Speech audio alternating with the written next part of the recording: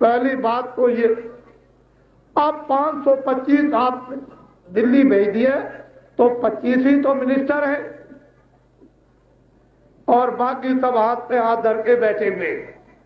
तो आपने ये कभी सोचा है कि दिल्ली का खर्चा और दिल्ली की महंगाई कितनी, और उन बेचारे एमपीओ को जो वेतन मिलता है भत्ता, उसमें उनका पूरा नहीं पड़ता, हम जानते हैं, हमको मालूम है उनका पूरा नहीं पड़ता। अभी दिसंबर के महीने में बंबई में एक शताब्दी समारोह मनाया गया। भारत के प्रधानमंत्री ने बुलंद आवाज से कहा कि हमारा जो शासन है ये पूरा का पूरा भ्रष्ट, और हमारे कर्मचारी अधिकारी पूरे भ्रष्ट, और हमारे सेठ और साहूकार पूरे भ्रष्ट। बड़ी बुलंद आवाज में आवाज लगी और विश्व के मुल्कों में यानी अखबारों और रेडियो पर आवाज आई, लेकिन मैं इसको मानने को तैयार नहीं। मैं ये आपको बताना चाहता हूं कि मेरे यहां का कर्मचारी अधिकारी भ्रष्ट नहीं है, मेरे यहां का सेठ साहूकार भ्रष्ट नहीं है, और एमएलए और एमपी भ्रष्ट नहीं है। जब आपने वहां दिल्ली में 25 को मिनिस्टर बना दिया और 500 हाथ पे हाथ धर के बैठे हुए और खर्चा पूरा नहीं होता, तो ये लोग भाग करके आते हैं पागल होकर, अपने अपने क्षेत्रों में आकर के कर्मचारी से कहते हैं देखो चुटकी बजाते तुमको रवाना करूंगा, रवाना मैं सरकार में रहता हूं, और अधिकारी से कहते हैं कि हम तुमको ऊपर से नीचे उतार दूंगा, मैं सरकार में रहता हूं, बस समझ लो इतनी बात। और इन सेठ साहूकारों से ये कहते हैं कि देखो 1 मिनट में कारखाना बंद या आग लग जाएगी, और दुकान में तो सब सामान की तलाशी और सब उठ करके चला जाएगा, बस समझ लो। तो वो कहते हैं भाई क्या चाहिए आपको, क्या बस समझ लो आप, मेरा भी खर्चा पूरा नहीं होता है तो आप समझ लो। तो ये बेचारे क्या करें कर्मचारी अधिकारी, और क्या ये सेठ साहूकार क्या इनकम टैक्स और सेल टैक्स से क्या करें। बड़े ध्यान से मेरी बातों को आप सुनिए, कोई भी कर्मचारी भ्रष्ट नहीं है। 500 रुपए 600 रुपए इस गरीब को अगर दिए जाए महीने में तनख्वाह, तो इसकी माँ बीमार, चलो माँ को छोड़ दो, इसकी स्त्री बीमार हो, इसके बच्चे बीमार, जो 600 रुपए हो तो 15 दिन में बच्चे और स्त्री की बीमारी में दवा और डॉक्टर की फीस में 15 दिन में 600 खत्म। अब ये आप बताइए कि जो 15 दिन और बाकी महीने में, क्योंकि तनख्वाह तो महीने की मिल गई और बीमारी उसकी गई नहीं, तो अब बताइए आप कि और रुपया कहां से आएगा बीमारी दूर करने का, दवा का और डॉक्टर की फीस का। ये कभी आपने सोचा? और इसके बाद क्या वो मट्टी खाएगा? अरे पत्थर ठोक दो, उसका मुंह बंद कर दो, उस कर्मचारी का उसको पत्थर डालो इसमें, ताकि अंदर पेट में कुछ ना जाए, इसमें पत्थर डाल दो। और वो क्या कपड़े पहनेगा तन को ढकने को? फिर ये बाल बच्चे, वो भी मोह ममता में रहता है, तो बच्चों को क्या पढ़ाएगा? ऐसे ज्ञान अक्ल पर लानत, ऐसी बुद्धि पर। अरे ये कर्मचारी ये भ्रष्ट नहीं है, ये 3000 अधिकारी बेचारा पाता है इसका स्टैंडर्ड। जब इसकी स्त्री बीमार हो जाती है बेचारे की, तो ये छोटे मोटे वैद्य और छोटे मोटे डॉक्टर कंपाउंडर क्या नहीं जाएगा। जो बड़ा डॉक्टर होगा तो बड़ा डॉक्टर बड़ी फीस और बड़ा डॉक्टर बड़ा दवा का दाम, तो 15 दिन में बेचारे की वो 3000 खत्म। तो ये बताओ कि अधिकारी कहां से लाएगा, फिर उसका ये कहां से चलेगा? आए देश के लोगों ये बात समझ लो अच्छी तरह से, ये भ्रष्ट नहीं है कर्मचारी अधिकारी, न सेठ न साहूकार। आए देश के लोगों मेरा सुझाव मान लो, जितने भी 525 एमपी हैं दिल्ली में, इन सबको काम दे दीजिए मिनिस्टर के बराबर, और ये काम लेकर अपने अपने क्षेत्रों में आ जाएं और ये सब के सब जनता की सेवा में काम लेकर लग जाए, तो 1 लाख तो सबसे बड़ा ये होगा कि उनको रोजी रोटी की सुख सुविधा प्राप्त हो जाएगी। और सबसे बड़ा ये काम होगा कि कर्मचारी अधिकारी को डरवाएंगे धमकाएंगे नहीं, न सेठ साहूकार को डरवाएंगे धमकाएंगे, तो उसका कारखाना चलेगा, दुकान चलेगी और कर्मचारी अधिकारी दफ्तर में बैठ करके अच्छी तरह से जो 8 घंटे जो ड्यूटी देते हैं वो जनता का खूब काम करेंगे। सबसे बड़ा राष्ट्र का लाभ और जनता का ये होगा कि हिंदुस्तान में कोई आंदोलन और कोई हड़ताल और कोई तोड़फोड़ नहीं होगा। और जब इतना बड़ा राष्ट्र का और जनता का आंदोलन तोड़फोड़ हड़ताल के द्वारा जो नुकसान होता था वो नहीं होगा, तो देश के जो किसान मिट्टी में काम करते हैं 80% इन बेचारों को ये नुकसान नहीं देना पड़ेगा। जितना टैक्स लगेगा ये सब किसानों को देना है और जितना नुकसान होगा ये सब देश के किसानों को देना है। इसलिए एमएलए एमपीओ को वो मिनिस्टर के बराबर काम दे दो। ये मेरा सुझाव मान लो, ये तुम्हारे सबके हित में होगा। मैं किसी के पक्षपात की बात नहीं करता। ये जनता जनार्दन सड़कों पर आकर रो रही है, ये चिल्ला रही है। मैं तो इसको कोई और चीज देने निकला था, लेकिन ये चिल्ला रहे हैं कि मेरा ये ठीक कर दीजिए, मेरी तकलीफ दूर कर दीजिए, मेरी बीमारी दूर कर दीजिए, मेरा झगड़ा दूर कर दीजिए, मेरी गरीबी दूर कर दीजिए और मुझे न्याय नहीं मिलता है, मुझको न्याय करा दीजिए, ये मुझे दुआ और आशीर्वाद दीजिए। मैं यहाँ जब निकला तो पागल हो गया। अरे किसानों, बच्चे और बच्चियों, बीमारी भी दूर हो जाएगी और तुमको बरकत भी मिलेगी, कपड़े और खाना भी न्याय भी मिल जाएगा। लेकिन दिन में खेती और दुकान और दफ्तर का काम चाहे मोटा महीन उसको करो, आप शाम को आओ, जो भी मोटा महीन मिले वो खाओ और बच्चों को खिलाओ। लेकिन सबके सब हिंदू मुसलमान सिख ईसाई शाकाहारी जीवन बनाए। जितने अनाज है सब खाओ, जितनी सब्जियां हैं सब खाओ, जितना घी दूध है उसको सबको खाओ, जितने फल है उसको सबको खाओ, लेकिन शराब मत पियो। जो भी शराब, छोटा बड़ा हिंदू मुसलमान जो भी शराब पिएगा वो देश बर्बाद करेगा, समाज बर्बाद करेगा, घर बर्बाद करेगा, धर्म बर्बाद करेगा, मजहब बर्बाद करेगा, बच्चों को बर्बाद करेगा, स्त्री को बर्बाद करेगा, मकान को बेच देगा, जमीन को बेच देगा, घर के सामान को बेच देगा, घर में झगड़ा होगा, पड़ोस में झगड़ा होगा, गाली गलौज होगी, चोरी होगी, डकैती होगी और कत्ल होगा। बड़े बड़े राज शराब में चले गए, तुम बेचारे किस काम के हो? तो इसलिए अरे छोटे और बड़े सब लोगों, तुम शाकाहारी बन जाओ और शराब मत पियो।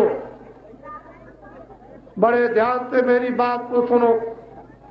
तुम दिन में काम, बच्चों की सेवा और 24 घंटे में जब रात को सोने का समय हो उस समय पर मुसलमान जिस्मानी मस्जिद में सच्चे खुदा की इबादत 15-20 मिनट तक और हिंदू मनुष्य रूपी मंदिर में जब सोने जाएं तो आत्मा से सच्चे भगवान का भजन अगर आप ये करने लगो तो ऊपर से दया, ऊपर से दुआ जब उतरने लगे तो बीमारी दूर, झगड़ा दूर, गाली दूर, खेतों में बरकत, दुकान में बरकत, दफ्तर में बरकत। फिर उसके बाद जब बरकत होगी तो भोजन मिलेगा, कपड़े मिल जाएंगे, रहने को मिल जाएगा, प्यार मिल जाएगा, आदर मिल जाएगा, सम्मान मिल जाएगा, सत्यता मिल जाएगी, एक दूसरे के लोग काम आएंगे। अगर भगवान का भजन छोड़ दिया तो कुछ भी मिलने वाला नहीं। इसको धोखा मत खाना, न इधर कुछ मिलेगा न उधर कुछ मिलेगा। तुमको अभी कुछ नहीं मालूम, इसलिए तुम मोटा महीन तुम सोचते हो ये तो तुमको कर्म करना होगा। तुम सोचते हो कि हम किसी का उठा लेंगे, मकान ले लेंगे, अमीर बन जाएंगे। नहीं बन सकते हो। जो चोरी करते हैं, डकैती करते हैं, वो अपने जीवन में करोड़ों ले आते हैं, लेकिन उनके पास एक पैसा नहीं बचता। चोरी का एक पैसा नहीं बचता, गरीब के गरीब रहते हैं। छीन झपट कर, धोखा देकर, बेईमानी करके कोई अमीर नहीं बनेगा। अमीरी के लिए कर्म करना होगा, अच्छे काम करो। तुम एक बूंद पानी पिलाओ, तुम अपने में से हक हलाल की कमाई में से, मेहनत की कमाई में से एक टुकड़ा किसी भूखे को दे दो, पुण्य बन जाएगा, शुभ कर्म बन जाएगा, नेक कर्म बन जाएगा। तुम किसी को रास्ता दिखा दो कि इधर चले जाओ, उसी में शुभ कर्म बन जाएगा। कुछ आंख से अच्छा देखो, कुछ कान से अच्छा सुनो, कुछ वाणी से अच्छा बोलो, ये तुम्हारा शुभ कर्म बन जाएगा। लेकिन किसी का लूटोगे, उसकी आत्मा रोएगी, उसके बच्चे रोएंगे, वो चिल्लाएगा, चिल्लाएगा, उसका प्रायश्चित तुम पर लग जाएगा। तुम गरीब बन जाओगे, तुम रोगी और कोढ़ी बन जाओगे। तुमको अब पता नहीं है कर्म का विधान क्या। कर्म प्रधान विश्व रच राखा, जो जस करे सो तस फल चाखा। बोओगे चना, काटोगे गेहूं, बोओगे बमूल, काटोगे आम। अरे बोओगे पाप, काटोगे धर्म। अरे बोओगे अशांति, तो क्या तुम शांति काट दोगे? बोओगे तुम ये अपमान, तो तुम क्या मान मिल जाएगा तुमको? इसलिए ऋषियों मुनियों की जो शिक्षा थी उसका बहिष्कार कर दिया आपने, और जो आपकी शिक्षा भोग थी उसको स्वीकार कर लिया। अब आप रोते हो, चिल्लाते हो, तड़पते हो और अशांत होते हो। ऋषियों मुनियों की चिंता भौतिक शांतकारी, आध्यात्मिक कल्याणकारी, दोनों तरफ आपको लाभ देती थी। इधर भी छोड़ दिया, उधर भी छोड़ दिया। इसलिए किसानों, तुम मेरा साथ दे दो। मैं जानता हूं खाद का कर्जा, बीज का कर्जा, बैल का कर्जा, भैंस का कर्जा, नाली का कर्जा, कुएं का कर्जा, ट्यूबवेल का कर्जा, बिजली का कर्जा, हल का कर्जा, ट्रैक्टर का कर्जा तुम्हारे ऊपर में 35 साल से बहुत लदा हुआ है और तुम बहुत पीड़ित हो, बहुत घबराए हुए हो और चिल्लाते हो कि हम नहीं दे पाएंगे। लेकिन तुमसे छोड़ा नहीं जाएगा, मैं ब्याज के तुमको देना पड़ेगा।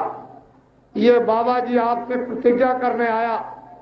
हमको कुछ नहीं चाहिए, ना हमको कोई इच्छा है प्रधानमंत्री की, ना कोई इच्छा है राष्ट्रपति की, ना कोई इच्छा है मुख्यमंत्री की, ना कोई इच्छा है एमएलए एमपी की, ना कोई इच्छा है किसी पदाधिकारी की। हम तो आपके बीच में रहेंगे, पहले भी थे, अब भी है और आगे भी रहेंगे।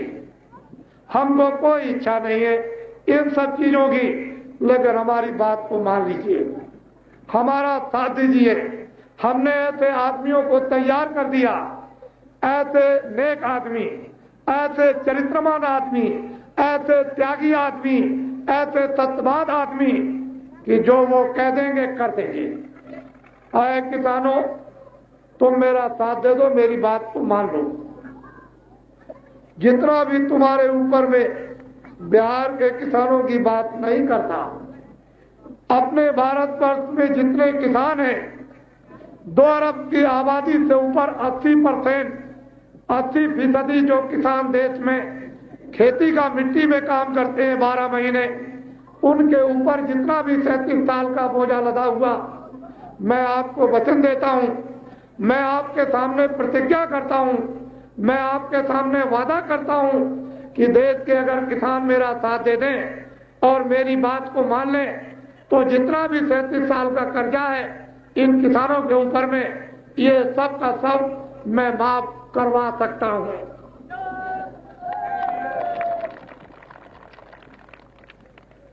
फिर जब माफ करवा दिया जाएगा, फिर मैं आऊंगा और जगह जगह प्रांत में मंच लगाऊंगा, सारे देश के किसानों को उस क्षेत्र के बुलाऊंगा और कितने लाख और करोड़ किसान इकट्ठे होंगे और मैं उनसे ये पूछूंगा कि मैंने वचन दिया था कि तुम मेरा साथ दे दो तो मैं हिंदुस्तान के तमाम किसानों का जो 37 साल का कर्जा लदा हुआ मैं ब्याज के, ये सब का सब एक तरफ से माफ करवा दूंगा। जब उनसे पूछूंगा कि किसानों तुम्हारा 37 साल का मैं ब्याज के कर्जा माफ हो गया, तो जब किसान ये कहेंगे कि मेरा पूरा का पूरा मैं ब्याज के कर्जा 37 साल का माफ हो गया, तब ये बाबा जी मानेंगे, इसके पहले सुनने वाले नहीं। आए कर्मचारी अधिकारी, तू मेरा साथ दे दे, क्या इसमें तेरा नुकसान होगा? जो जज है न्याय करते हैं उनकी सेठ साहूकार छोटे बड़े ये बड़े भ्रष्ट हैं, इनमें से कोई भी भ्रष्ट नहीं है। अरे छोटे और बड़े व्यापारियों, तुम मेरी बात को मान लो और मेरा साथ दे दो। तो जो भी हिंदुस्तान में तुम्हारे पास में सफेद पूंजी और काली, 2 आने सफेद पूंजी से व्यापार हो रहा और 14 आने काली पूंजी से व्यापार हो रहा, तो 2 आने पूंजी का जो सफेद है उसका तो आप टैक्स देते रहना, लेकिन तुम्हारे घरों में ना काली पूंजी की तलाशी और ना सफेद की, ना सफेद की तलाशी ना काली पूंजी की तलाशी, कोई तलाशी किसी के घर में नहीं होगी। किसी कर्मचारी अधिकारी के पास भी काली पूंजी रखी होगी, उसकी भी तलाशी उसके यहाँ नहीं, सेठ साहूकारों के यहाँ भी तलाशी नहीं और किसानों के यहाँ भी तलाशी नहीं। केवल इतनी बात भेदभाव की आपको समझना है कि जो 2 नंबर की काली पूंजी है उस पर 1 नया पैसा टैक्स नहीं देना। व्यापारी छोटा बड़ा, तू मेरा साथ दे दे, मैं तुझे वादा करता हूं और वचन देता हूं, प्रतिज्ञा करता हूं कि काली पूंजी तेरे पास में अरबों भी होगी, करोड़ों भी होगी, लाखों भी होगी, 1 नया पैसा तुमको टैक्स नहीं देना पड़ेगा। और तेरे घर में न सफेद पूंजी की तलाशी न काली पूंजी की, और तू मेरा साथ दे दे, मेरी बात को मान ले। 2 मिनट में 2 लेन का कानून बनता है, 4 घंटे और रात का नहीं। अगर हिंदुस्तान के सेठ छोटे बड़े साहूकार व्यापारी अगर मेरा साथ दे दें तो हिंदुस्तान की जितनी भी पूंजी है 1 भी नया पैसा उस पर टैक्स नहीं लगेगा और 24 घंटे के अंदर पूरे के पूरे हिंदुस्तान की काली पूंजी सफेद करवा दी जाएगी।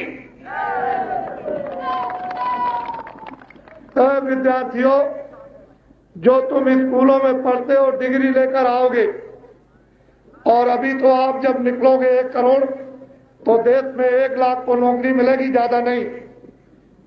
अरे भाई 360 ही जिले तो बढ़ा घटा करके हैं, तो 360 तो डीएम होंगे डिस्ट्रिक्ट मजिस्ट्रेट से और 360 एसपी होंगे, बाकी उसी के मुताबिक और देख लीजिए। तो तुम जो डिग्री लेकर के जो आओगे तो 1 ही लाख को तो नौकरी मिलेगी और 99 लाख बेकार। मेरे पास में ऐसी दवा है, ऐसा सीधा सच्चा रास्ता है कि हिंदुस्तान की पूंजी जो काली है वो बिना टैक्सों के ये सफेद व्हाइट कर दी जाए, तो जितने भी भारत में बच्चे स्कूलों में पढ़ते हैं जब डिग्री लेकर के ये निकलेंगे तो एक भी बच्चा डिग्री लेकर घर में नहीं बैठ सकता, सारे हिंदुस्तान के बच्चों को काम मिल जाएगा। और क्या चाहिए आपको? लेकिन आप कहोगे कि मुझे बता दो, ये मैं अभी बताने वाला नहीं हूं, ये मेरा मंत्र है, ये मेरा रास्ता है, ये मेरा निशाना है। ये आप जो नकल करते हो, इस नकल से काम होने वाला बिल्कुल नहीं है। ये ऋषि मुनि साधु संत ये सिद्ध जगत में जो आते रहे